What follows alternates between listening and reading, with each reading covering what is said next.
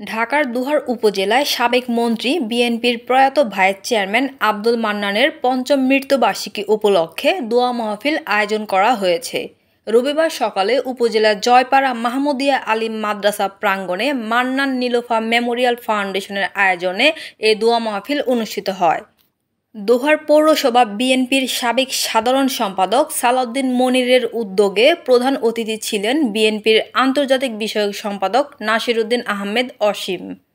এ সময় অন্যান্যদের মধ্যে উপস্থিত ছিলেন কেন্দ্রীয় স্বেচ্ছাসেবক দলের সহ সাধারণ সম্পাদক রফিকুল ইসলাম রফিক, দোহার উপজেলা ছাত্রদলের সাবেক সভাপতি আব্দুল আওয়াল আকন্দ, দোহার পৌরসভা বিএনপির সাধারণ সম্পাদক মহসিন উদ্দিন খান মাসুম, উপজেলা বিএনপি নেতা হারুনুর রশিদ, দোহার উপজেলা স্বেচ্ছাসেবক দলের যুগ্ম আহ্বায়ক বুরহান মিয়া, জয়পাড়া মাহমুদিয়া আলিম মাদ্রাসার প্রিন্সিপাল আব্দুর নূর সহ আরও অনেক মাদ্রাসা ছাত্রদের মাঝে তবারক বিতরণ করা হয়।